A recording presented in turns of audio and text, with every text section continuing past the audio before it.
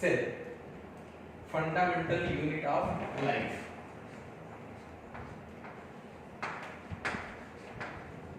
Fundamental unit of life.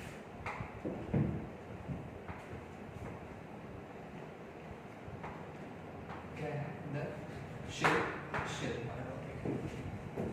ठीक है, तो हम सबसे पहले एक सेल के बारे में थोड़ा सा रिव्यू देखें कि सेल क्या है, सेल के स्ट्रक्चर क्या है, तो इसमें हमें पढ़ना क्या क्या है।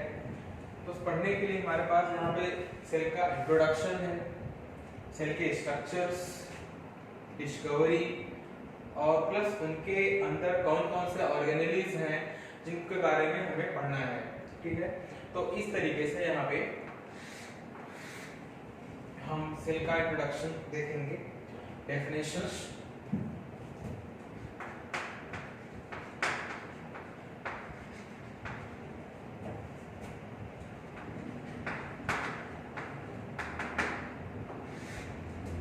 सेल को डिफाइन कैसे करते हैं, सेल क्या है, उसको डिफाइन करने के लिए तो देखते हैं कि किसी भी ऑर्गेनिज्म की बॉडी को बिल्ड करने के लिए, बनाने के लिए हम में मिनिमम रिक्वायरमेंट जो है हमारी सेल है। बिना सेल के हम लाइफ को इमेजिन भी नहीं कर सकते हैं। और सेल की बात यहाँ पे हमने कही तो इसका मतलब ये हुआ कि जब ऑर्गेनिज्म की बॉडी को बिल्ड करने के लिए बिना सेल की हम लाइफ को इमेजिन कर ही नहीं सकते, तो हमारी जो बेसिक नीड है, कैसे हम बोल सकते हैं, cell is basic structural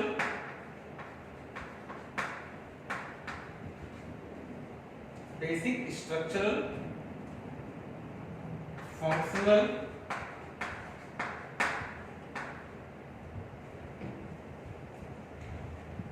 and cell is basic structural functional और फंडामेंटल यूनिट ऑफ लाइफ। क्या बोलते हैं, cell is basic structural functional and fundamental unit of life. ठीक है, तो इस तरह से हमने सेल को डिफाइन किया। सेल क्या होती है, basic structural functional and fundamental unit of life. तो हमने सेल को इस तरह से डिफाइन किया, basically basic structural functional and fundamental unit of life. यहाँ पे सेल की बातें हम कर ही रहे हैं, तो उसके साथ में हम देखेंगे कि और भी कुछ अलग तरीके से हम सेल को किस तरह से डिफाइन कर सकते हैं। ठीक है, हम बोल सकते हैं यहाँ पे cell is a unit of protoplasm. क्या बोल सकते हैं, cell is unit of protoplasm and surrounded by a membrane. Cell is a unit of protoplasm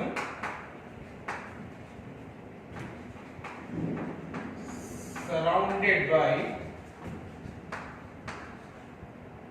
a membrane। हम इस तरीके से भी सेल को डिफाइन कर सकते हैं। और भी तरीके हैं, हम कई बार ऐसा भी बोल देते हैं कि cell is a group of biomolecules which is capable of generating life. ठीक है, ऐसी बातें।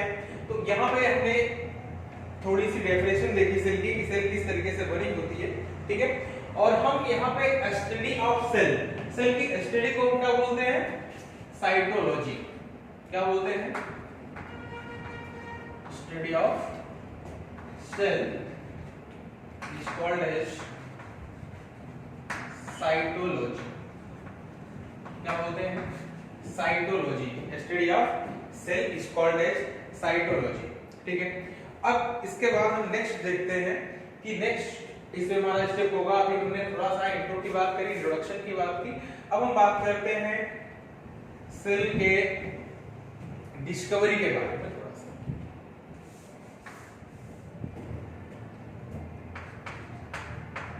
Robert Hooke. सबसे पहले सेल को डिस्कवर किसने किया था? रॉबर्ट हुक ने किया था इन 1665 in a thin slice of dead cork cell। ठीक है, इसके बाद या इन डेड कॉर्क लिख सकते हैं ना, dead cork.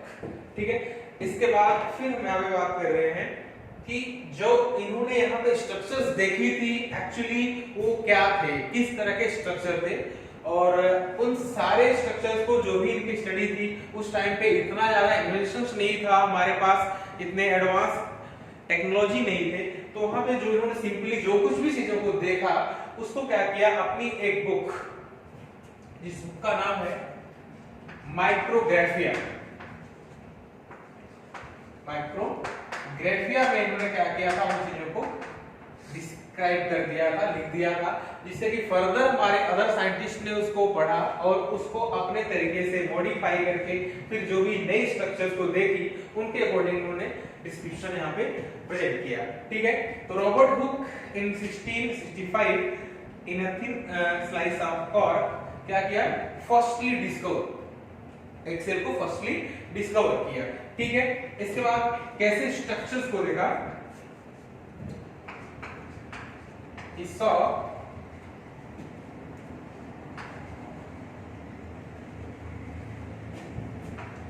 honeybee comb like structures, he saw honeybee comb like structure, और इसके बाद इन स्ट्रक्चर का जो किस तरह से अरेंजमेंट था उन्होंने बोला कि ये स्ट्रक्चर क्या है, कुछ पॉलीगोनल या हेक्सागोनल टाइप के स्ट्रक्चर थे, these are पॉलीगोनल और हेक्सागोनल स्ट्रक्चर्स क्या थे, these are पॉलीगोनल और हेक्सागोनल स्ट्रक्चर्स, और ये स्ट्रक्चर्स कुछ इस तरीके से दिखाई दे रहे थे, जैसे कि यहाँ पे हम एक हनीकॉम्ब देखते हैं तो उसमें कुछ इस तरीके से छोटे छोटे स्ट्रक्चर्स हमें दिखाई देते हैं कंपार्टमेंट की तरह, तो ये इसी तरह के कुछ स्ट्रक्चर्स दिखाई दिए थे यहाँ पे। और एक्चुअली हम अगर बात करें तो रॉबर्ट हुक ने जो स्ट्रक्चर देखी थी, it was not a complete cell और living cell, it was only cell wall, सिर्फ इन्होंने सेल वॉल की स्ट्रक्चर को देखा था, आउटर लाइनिंग को देखी थी, ना कि कंप्लीट सेल या लिविंग सेल को देखा था। ठीक है, कुछ इस तरह का स्ट्रक्चर देखा। तो वही बात हमने की कि हिस्सा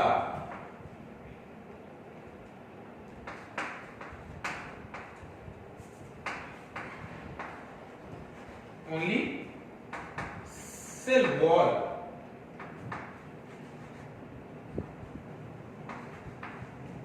not a complete cell। ठीक है, और इस तरह के स्ट्रक्चर्स को देखा, और इन छोटे छोटे स्ट्रक्चर्स जो दिख रहे थे इन्होंने उस टाइम ग्रीक वर्ड में इनको क्या बोलते हैं, सेलुला, क्या बोलते हैं, सेलुला, और जिससे कि हमारा टर्म बना क्या, शेल, क्या बना, शेल बना। और इस सेल का मतलब जो होता है वर्डली यहाँ पे देखते हैं तो ये छोटे छोटे कंपार्टमेंट लाइक स्ट्रक्चर है, छोटे छोटे रूम लाइक स्ट्रक्चर है, तो इन्होंने इसको क्या बोला है, ग्रीक वर्ड के अकॉर्डिंग ये क्या होता है, इसका मतलब होता है, सॉरी लैटिन वर्ड था, इसका मतलब होता है लिटिल रूम।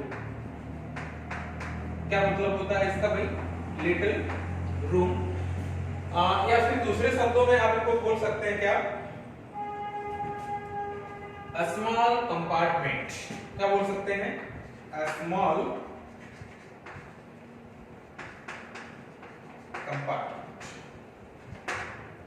ठीक है, तो इस तरीके से सेल का जो टर्म यहाँ है, सेल वो कहां से आया है, लैटिन टर्म से आया है, जिसका मतलब क्या होता है, सेलुला, या उसका मतलब ये हुआ लिटिल रूम, स्मॉल कंपार्टमेंट, इस तरह के कंपार्टमेंट से क्या बना हुआ था, सेल बना हुआ था, या फिर इस तरह का स्ट्रक्चर इन्होंने देखा था, और जिसको कि रॉबर्ट हुक ने अपनी बुक माइक्रोग्राफिया में क्या किया, डिस्क्राइब किया, जो कि फर्दर हमारे साइंटिस्ट के लिए स्टडी के लिए क्या किया, बहुत ही इंपॉर्टेंट रोल प्ले किया। ठीक है, इसके बाद फिर नेक्स्ट यहाँ पे हम बात करते हैं लिविंग सेल्स। ये तो हमारी बात थी कि सेल के स्ट्रक्चर किस तरह से आउटर लाइनिंग को देखा रॉबर्ट हुक जी ने, और नेक्स्ट हम बात कर रहे हैं कि फर्स्ट लिविंग सेल कहां से आया और किसने इसको डिस्क्राइब किया, उनके बारे में बात करते हैं। इन 1674 एंटोनी वॉन लीवनहॉक या A V Leeuwenhoek, Antonie van Leeuwenhoek first discovered a living cell.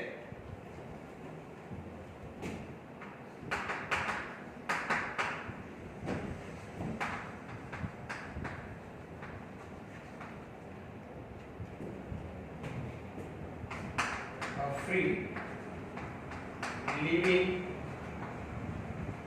cell. और मोस्टली ये बात करें तो एक्वाटिक ऑर्गेनिजम्स के अंदर सबसे पहले लिविंग सेल को देखा था, और कुछ उनके कुछ डिस्क्रिप्शंस को भी दिया था। जैसा कि हम जानते हैं एंटोनी वॉन लीवनहॉक के बारे में, इन्होंने सबसे पहले माइक्रो ऑर्गेनिजम्स लाइक बैक्टीरिया की डिस्कवरी करी थी। और नेक्स्ट यहाँ पे बात करते हैं पुरकिंजे। पुरकिंजे एक साइंटिस्ट हैं, इन्होंने जो fluid present in the cell, जो भी वहां पे फ्लूइड था उसे इन्होंने क्या बोला, protoplasm. पुरकिंजे in 1839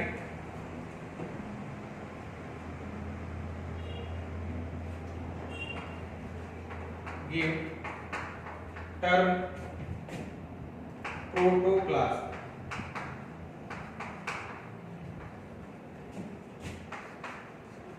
for the fluid which is present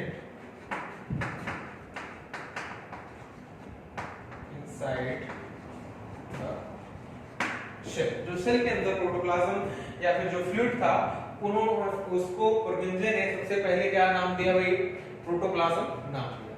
ठीक है, अब इसके बाद हम देखते हैं आगे का स्ट्रक्चर, आगे का जो हमारा थ्योरी है या स्टडी है, क्या उनका डिस्क्रिप्शंस है, इनको यहाँ पे पढ़ेंगे। तो नेक्स्ट यहाँ पे बात करते हैं सेल थ्योरी की बात करेंगे। अब व्हाट इज सेल थ्योरी, उसको देखते हैं।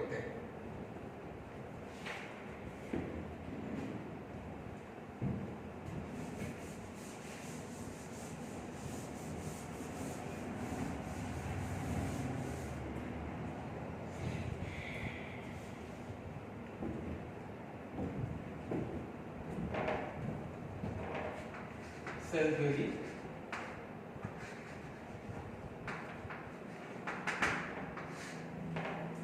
Cell theory presented by Matthias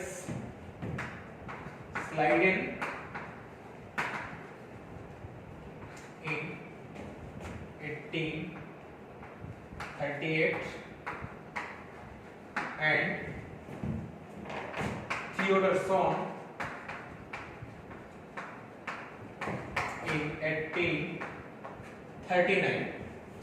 ये हमारे जो दो साइंटिस्ट हैं, स्लाइडेन जो है ये जर्मन बॉटनिस्ट हैं, और ये सॉन जो है ये है ब्रिटिश जियोलॉजिस्ट। और इन्होंने क्या किया कि जो हमारे स्लाइडेन ने जो थ्योरी दी थी वो रिस्पेक्ट में दी थी प्लांट सेल के, और सॉन की जो थ्योरी है ये है in respect of animal cells. दोनों ने लगभग सेम एक ही बात को कहा था, बट इन्होंने प्लांट के बारे में कहा था और सॉन ने एनिमल के बारे में कहा था। ठीक है, तो अब हम बात करते हैं कि ये आखिर जो आपकी थ्योरी है सेल थ्योरी, ये एग्जैक्टली क्या है, इसमें क्या चीजें दी गई हैं। तो हम देखेंगे according to this theory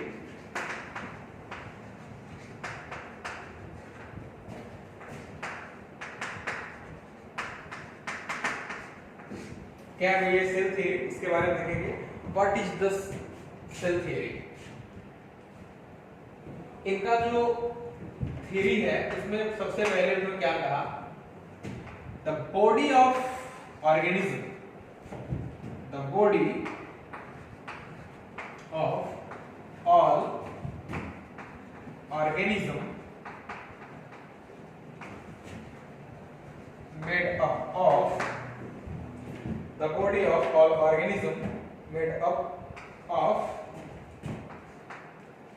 cells and its product। क्या बोला? The body of all organism made up of cell and its product, मतलब सभी ऑर्गेनिज्म की जो बॉडी होती है वो सेल की बनी होती है या फिर उसी सेल से कुछ डेरिवेटिव्स हैं उनकी बनी होती है। और दूसरा इन्होंने टर्म क्या यूज किया, cell is the basic unit of life. करने का मतलब क्या हुआ कि सेल जो है वो किसी भी लाइफ को, किसी भी ऑर्गेनिज्म को बनाने के लिए क्या है, बेसिक यूनिट है। क्या बोला? Cell is basic unit of life. ठीक है। अब इसके बाद फिर ये सेल थ्योरी जो है काफी एक्सटेंट तक उन्होंने लाइफ को क्या किया, एक्सप्लेन किया, लेकिन ये कंप्लीट नहीं थी। इसे कंप्लीट करने के लिए एक दूसरे हमारे साइंटिस्ट हैं, रुडोल्फ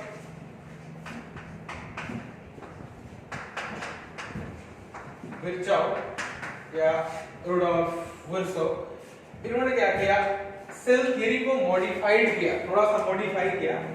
तो Rudolf Virchow modified cell theory and explained that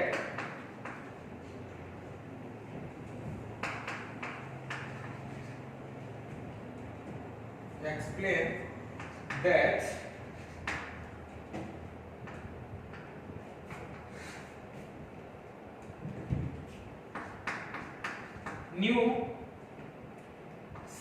cells are arises from pre-existing cells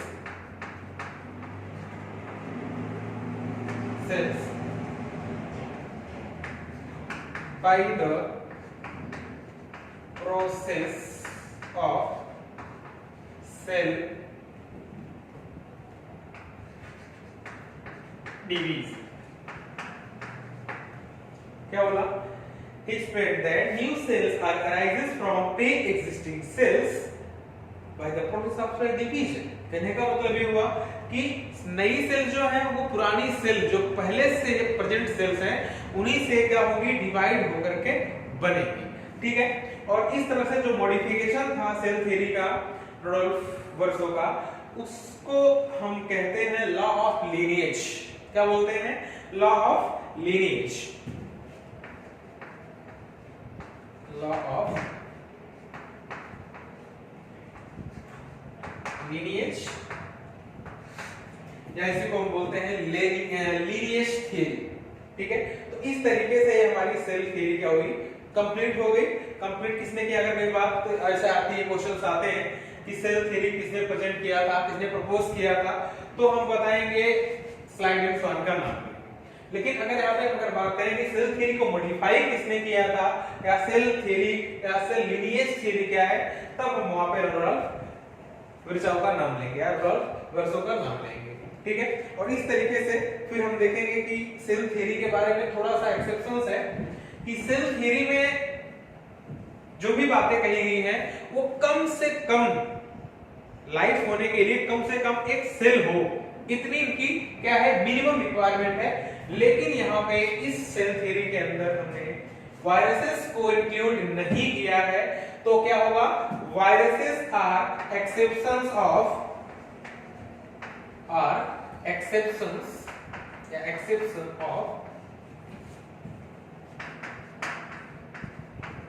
of cell theory. Viruses क्या है, सेल थ्योरी के एक्सेप्शन हैं। ठीक है, तो क्यों? क्योंकि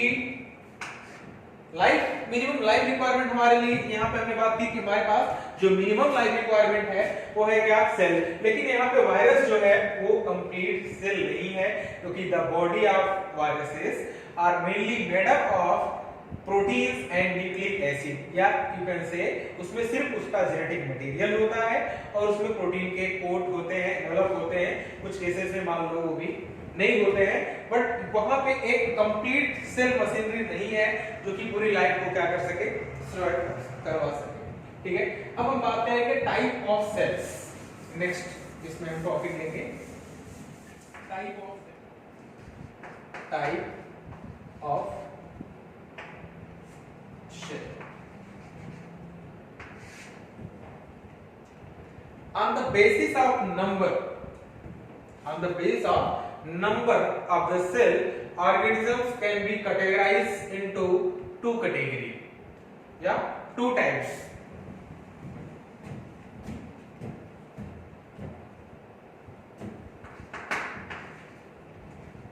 On the basis of number of cells,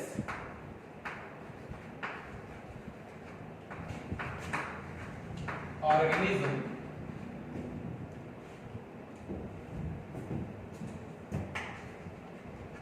can be categorized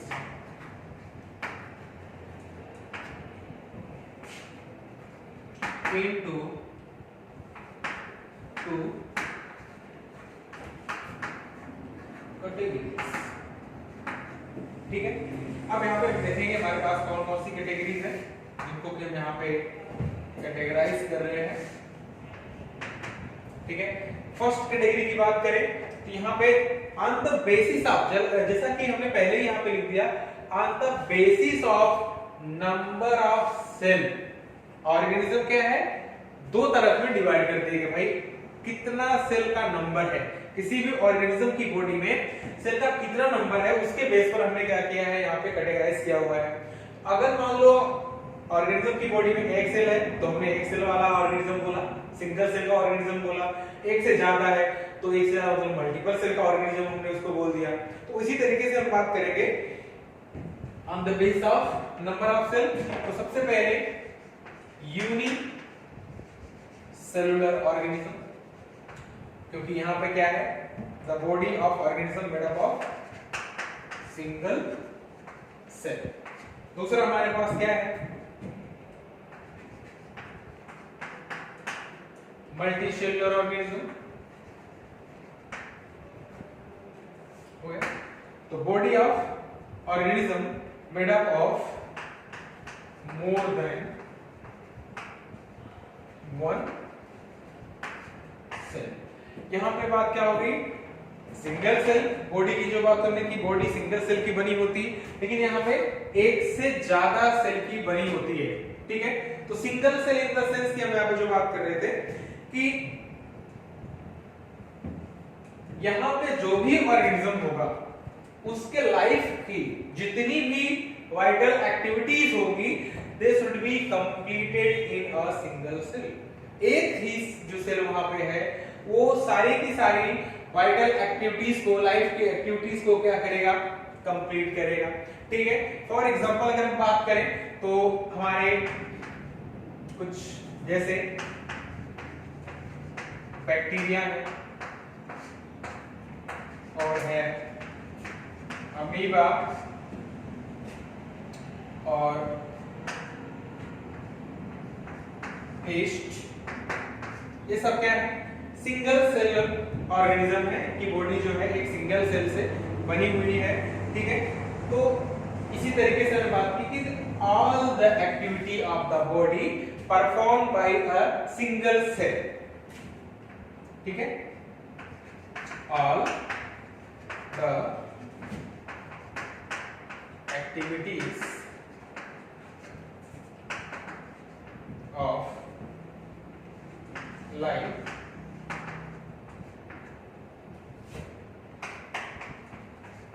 performed by a single cell. ठीक है, अब यहाँ पे हम मल्टी सेलुलर की बात करते हैं। तो मल्टी सेलुलर ऑर्गेनिज्म में यहाँ पे हमने बात की भाई इनकी जो बॉडी है, the body of multicellular organism made up of more than one cell.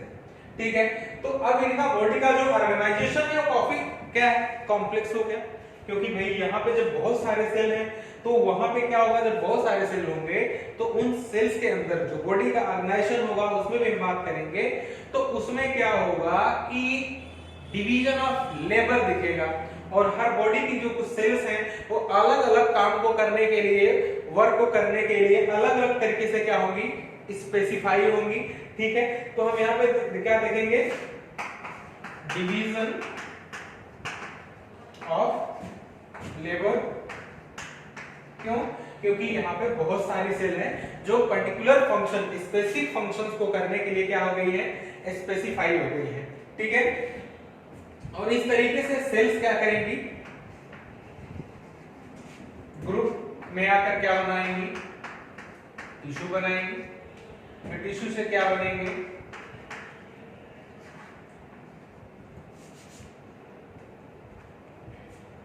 Organ बनेंगे, ऑर्गन से क्या बनेगा, ऑर्गन सिस्टम बनेगा, ऑर्गन सिस्टम से क्या बनेगा, ऑर्गेनिज्म। ठीक है, ऑर्गेनिज्म, प्लांट।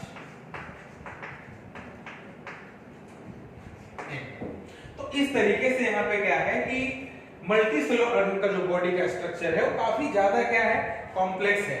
ठीक है, और इस तरीके से हमने देखा कि type of cell on the basis of number of cell in organism. हमने ऑर्गेनिज्म को दो कैटेगरी में क्या कर दिया, डिवाइड कर दिया। अब इसके बाद हम फर्दर देखेंगे कैटेगराइजेशन फर्दर क्या होगा यहाँ पे। अब on the basis of organisation of cell, cell के ऑर्गेनाइजेशन के बेस पे हम देखेंगे ये सेल किस तरह से है। तो यहाँ पे हम फिर से दो कैटेगरीज में डिवाइड करेंगे इनको। ठीक है, पहला प्रोकैरियोटिक सेल्स, दूसरा है यूकैरियोटिक सेल्स। ठीक है, तो प्रोकैरियोटिक सेल्स और यूकैरियोटिक सेल्स। सबसे पहले हम यहाँ पे देखेंगे कि प्रोकैरियोटिक का मतलब क्या होता है, what is meaning of prokaryotes. या प्रो का मतलब होता है प्रिमिटिव, क्या मतलब होता है, प्रिमिटिव, और कैरियन का मतलब क्या होता है, न्यूक्लियस। कैरियन का मतलब क्या होता है, न्यूक्लियस। और दूसरी तरफ हमारे यहाँ पे इसे कंप्लीटली हम बात करें कि यू का मतलब क्या होता है, मॉडर्न और ट्रू, और कैरी ऑन का मतलब वही आपने देखा क्या होता है, न्यूक्लियस। तो modern nucleus, primitive nucleus, true nucleus को आपने देखा। तो इसका मतलब क्या होगा, किसके बेस पर, ये जो सेल्स हैं, जो हमारी प्रोकैरियोटिक सेल्स हैं, अगर हम इनके बारे में बात करें, प्रिमिटिव न्यूक्लियस। प्रिमिटिव न्यूक्लियस से हमारा मतलब क्या है, हम क्या समझते हैं प्रिमिटिव न्यूक्लियस से, कहने का मतलब क्या है, जब लाइफ की ओरिजिन हुई उस टाइम पे जो पहले इनिशियल फेज में सेल्स का फॉर्मेशन हुआ था वो सेल क्या थे, आज मॉडर्न सेल्स, क्योंकि यहाँ पे यू मॉडर्न हम बात कर रहे हैं या एडवांस सेल की बात कर रहे हैं, वो इनके जैसे ऑर्गेनाइज नहीं थे। हमने बात की कि ऑर्गेनाइजेशन के बेसिस पर, क्यों, क्योंकि यहाँ पे जो प्रोकैरियोटिक सेल्स हैं, इनका जो न्यूक्लिक एसिड है, इनका जो जेनेटिक मटेरियल है, वो क्या है कि वो बहुत ही एडवांस तरीके से, या फिर बोले तो बिल्कुल जो ऑर्गेनाइजेशन, क्लियर ऑर्गेनाइजेशन होता है उस तरीके से डिफाइन नहीं है। वेल डिफाइंड न्यूक्लियस नहीं है, क्योंकि वहां पे न्यूक्लियर मेम्ब्रेन नहीं है। तो इस बेस पर हम बात करेंगे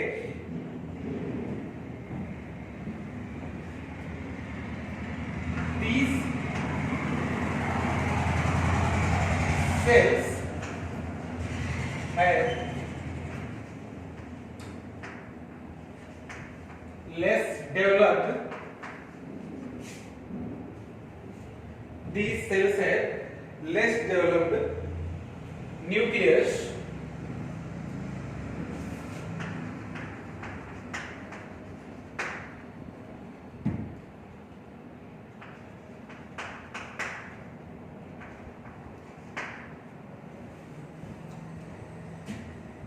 without nuclear membrane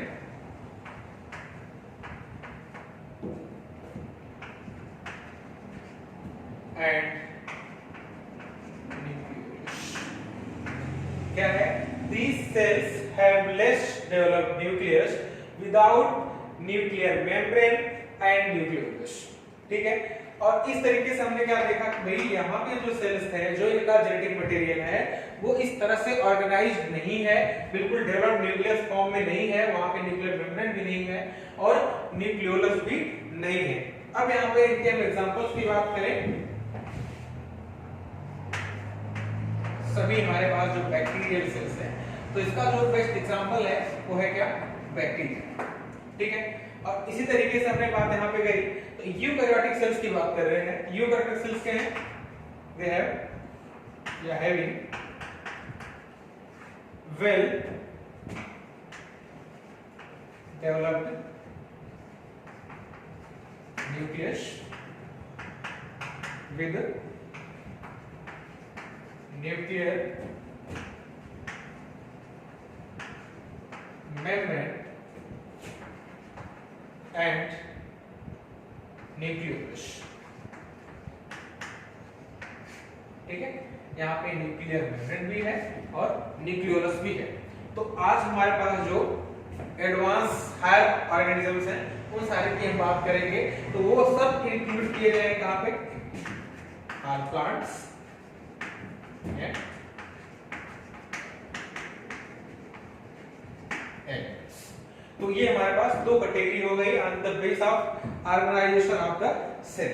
अब हम बात करेंगे सेल का शेप क्या होता है, साइज क्या होता है, और नंबर भी अगर हम देखें तो नंबर को भी देख लेंगे, सेल की रिक्वायरमेंट कहां पे कितने सेल्स हैं। तो देखेंगे shape and size of the cell.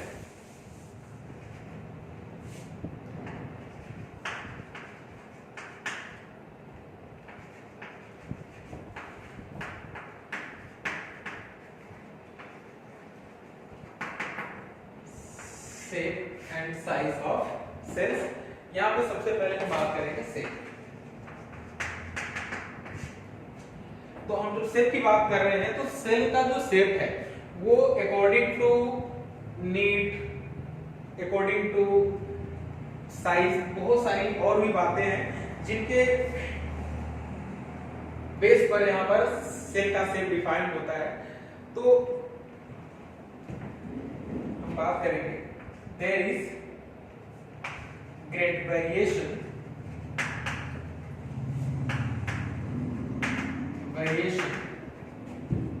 in the shape of the shell। ठीक है। यहाँ पे शेल के शेप में बहुत ही ज्यादा वेरिएशंस हैं, अलग अलग तरह से वेरिएशंस आपको देखने के लिए मिलेगी। ठीक है। और इस तरीके से, और ये जो वेरिएशन है, generally these variations are related to their functions।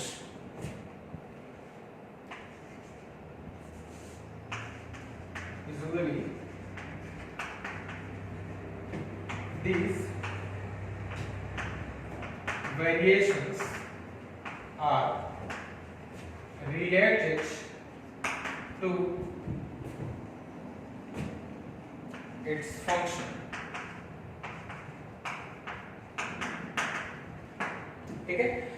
इनकी जो वेरिएशंस हैं वो इनके फंक्शन से क्या है? रिलेटेड है, फंक्शन के बेस पर है। ठीक है।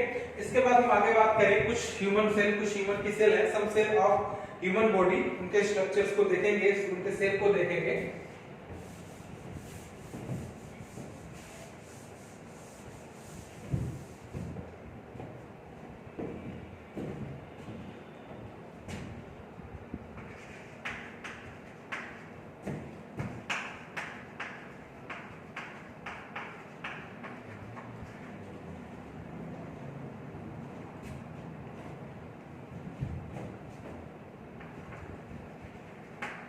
कुछ हम यहाँ पे देखेंगे कुछ स्ट्रक्चर्स को लेकर के। ये structures according to class 9 NCERT, यहाँ पे हमारे पास कुछ सेल्स हैं।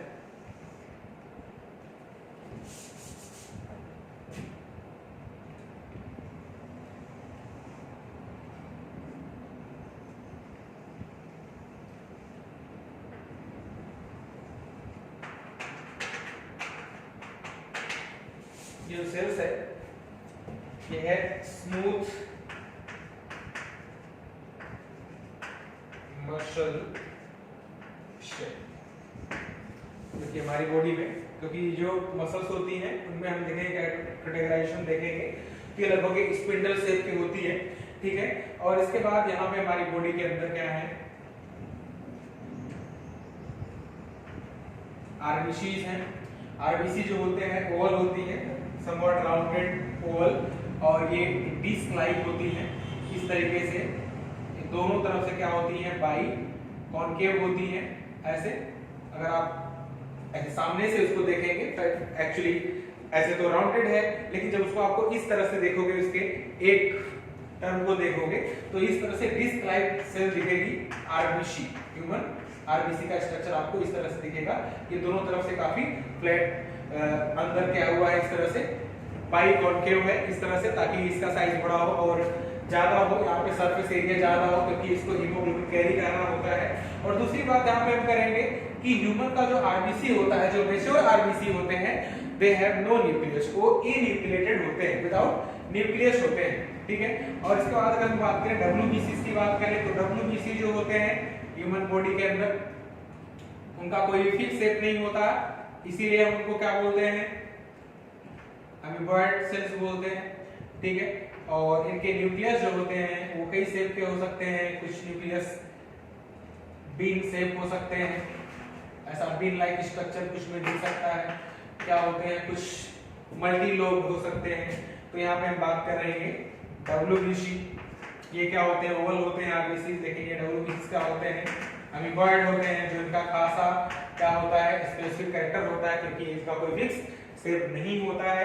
हालांकि ये जो फिक्स शेप नहीं होता है, अमीबॉइड होने का इनका एक अपना कैरेक्टर होता है, क्योंकि ये एंटीबॉडी या फिर एंटीबॉडी बनाने में, उस तरह से लिम्फोसाइट्स बनाने में हेल्प करते हैं, जो हमारी बॉडी को क्या करते हैं, डिजीज से बचाते हैं। तो इनको मूवमेंट के लिए इस तरह का नीड होता है। और दूसरी तरफ बात करें तो हमारी बॉडी में जैसे हमारी नर्व सेल्स हैं, न्यूरॉन्स हैं, उनकी स्ट्रक्चर कुछ इस तरीके से हमें मिलेगी।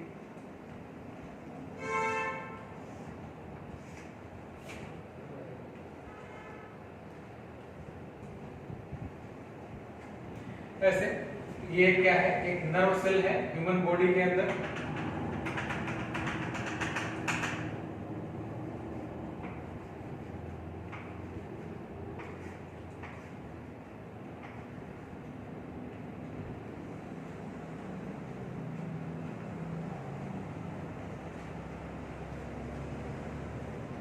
ये क्या है, एक नर्व सेल है, ठीक है, या न्यूरॉन भी आप बोल सकते हैं इसको। और यहाँ पे हम बात करें हो ह्यूमन ओवम की बात करें, ये है ह्यूमन ओवम सेल है यहाँ पे ओवम। और इसके बाद दूसरा यहाँ पे स्पर्म का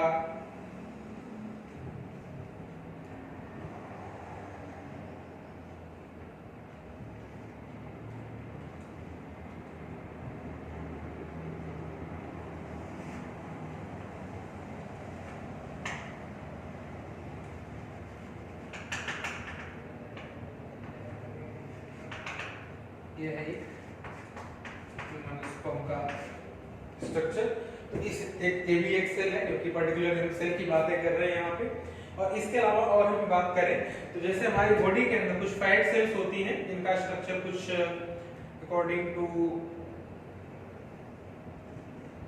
उनकी नीड, क्योंकि उस सेल्स जो होती हैं ये specially ring like cigarette ring like structure बना लेती हैं, क्योंकि इन सेल्स के अंदर क्या होते हैं फैट स्टोर्ड होते हैं, इसलिए इनका स्ट्रक्चर क्या होता है थोड़ा सा इनको अलग सा दिखेगा। ये है सेल्स, इसमें फैट बॉडी इकट्ठी हो जाती है, फैट होने से इसे बोलते हैं वैसे तो फैट सेल्स। ये क्या होती हैं सिगरेट रिंग लाइक होती हैं। और भी सेल्स हमारी बॉडी, जैसे हमारी बॉडी के अंदर हमारी बोन्स के अंदर जो सेल्स हैं जिनको ऑस्टियोसाइट्स बोलते हैं, बोन सेल बोलते हैं, उनका स्ट्रक्चर वो क्या होती है कुछ ज्यादा ही ब्रांच्ड सेल्स होती हैं, इस तरीके से हाईली ब्रांचिंग हो जाती है उन सेल्स के अंदर, तो वो कुछ इस तरीके से ब्रांचिंग शो करती है।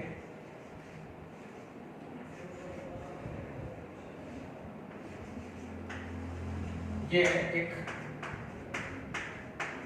बोन सेल, ठीक है। तो ये कुछ सेल्स हैं हमारे बॉडी के अंदर, ह्यूमन बॉडी की, जिन सेल्स को हम यहाँ पे डिस्कस कर रहे थे, ठीक है। अब हम बात करते हैं size of the cell. Cell के साइज क्या है, हमने सेल की बात कर ली, अब हम साइज को देखेंगे। साइज ऑफ द सेल्स, तो सेल की साइज भी क्या है कि वो भी बहुत ही ज्यादा इसमें वेरिएशंस हैं। कुछ स्मॉल साइज माइक्रो ऑर्गेनिजम्स हैं, उनकी सेल का साइज अलग है, और बड़े साइज के जो ऑर्गेनिज्म हैं, हार्ड ऑर्गेनिज्म होते हैं, उनकी बॉडी के साइज अलग अलग होते हैं। तो इस तरह से बात करें तो हमारी सबसे जो स्मॉलेस्ट सेल होती है, स्मॉलेस्ट सेल या लिविंग स्मॉलेस्ट लिविंग सेल है इसकी माइकोप्लाज्मा। क्या नाम है इसका, माइकोप्लाज्मा। क्या बोलते हैं इसको, PPLO।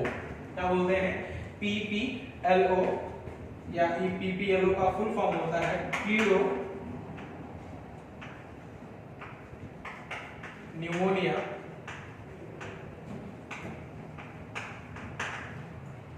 Like organism.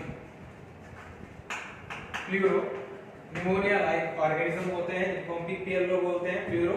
ये अपने फॉर्म को, अपने फॉर्म को चेंज कर सकते हैं। ये काफी एक तरह से बैक्टीरिया के ही ग्रुप है, हालांकि बैक्टीरिया से छोटे होते हैं, ठीक है।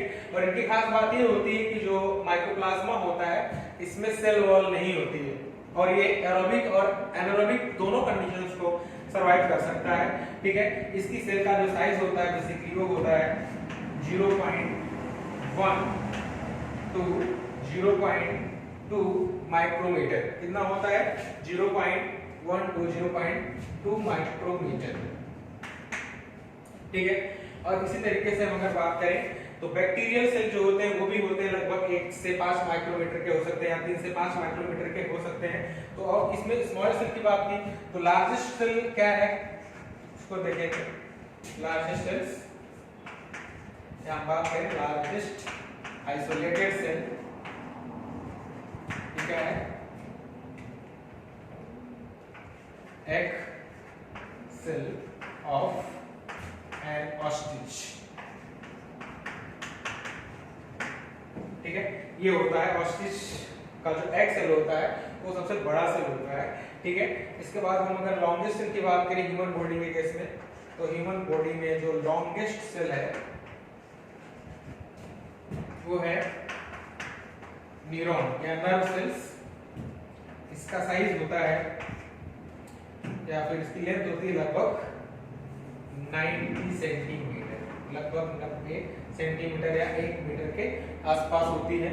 और ह्यूमन बॉडी में हम बात करें, ह्यूमन बॉडी में हमारे आरबीसी, ह्यूमन आरबीसी जो है लगभग सबसे स्मॉलेस्ट सेल होता है, और इसका जो डायमीटर होता है वो होता है 7 माइक्रोमीटर इन डायमीटर। और हम अगर ह्यूमन बॉडी की बात करें तो ह्यूमन बॉडी का जो लार्जेस्ट सेल होता है वो होता है ओम। क्या होता है, ओम होता है, ठीक है।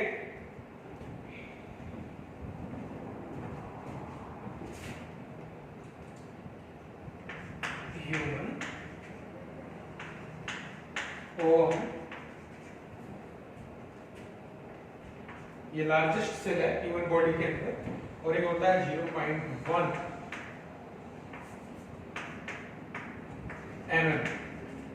In diameter. क्या होता है 0.1 mm इन डायमीटर। और ओम की बात करें तो इससे कंफ्यूज होने की बात नहीं है, ये सीधी सी बात है कि ये ह्यूमन फीमेल की बातें हम कर रहे हैं, ठीक है। और इस प्रकार हम यहाँ पे आगे पार्ट ऑफ द सेल्स, अब हम नेक्स्ट यहाँ पे यूज करेंगे जो टॉपिक पढ़ेंगे वो है हमारा part of the cells. Parts of cell, cell के कौन कौन से पार्ट हैं। तो मेजॉरिटी में यहाँ पे बात करें तो हम सेल के पार्ट्स को मेनली 3 ग्रुप में डिवाइड कर लेंगे। उसमें हम साइटोप्लाज्म, न्यूक्लियस और न्यूक्लियर मेम्ब्रेन सभी को हम अलग अलग से डिवाइड करेंगे। यहाँ पे सबसे पहले हम बात कर रहे हैं, पहला पार्ट है हमारा सेल मेम्ब्रेन और प्लाज्मा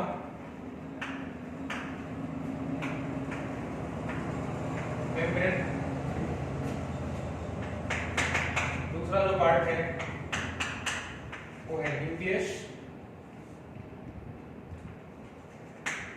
और न्यूक्लियस में भी हमारे पास फर्दर इसमें कुछ पार्ट्स होंगे इनके, इनमें हम बात करेंगे न्यूक्लियर मेम्ब्रेन। न्यूक्लियर मेम्ब्रेन हो गया, न्यूक्लियर मेम्ब्रेन के बाद अगर हम बात करें तो दूसरा हमारा यहाँ पे हो जाएगा न्यूक्लियोलस, न्यूक्लियोप्लाज्म और क्रोमैटिन फाइबर्स या क्रोमैटिन मटेरियल, ठीक है। और थर्ड हमारा यहाँ पे इसका क्वेश्चन है cytoplasm.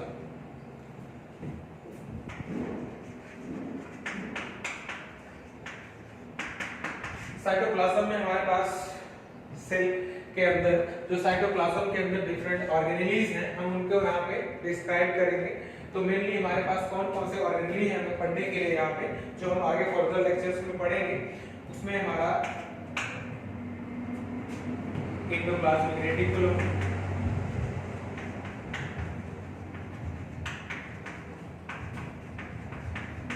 Endoplasmic reticulum,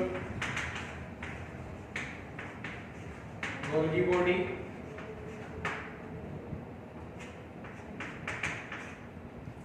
lysosome,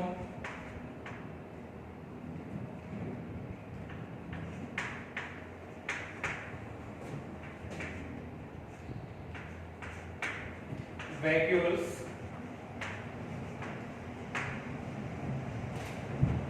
vacuoles के बाद फिर प्लास्टिड्स।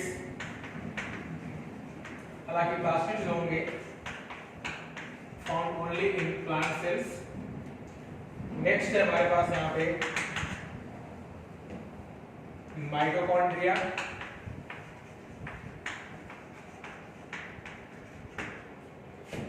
फिर नेक्स्ट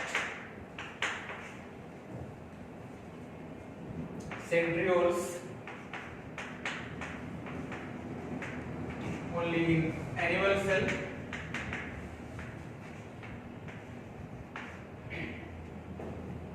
और ये इतने सारे टॉपिक आप उनको फर्दर लेक्चर्स में पढ़ने हैं, और इसके बाद फिर हम एक एक को करके डिस्क्राइब करेंगे, ठीक है। तो फिर अब हम मिलेंगे नेक्स्ट क्लास में।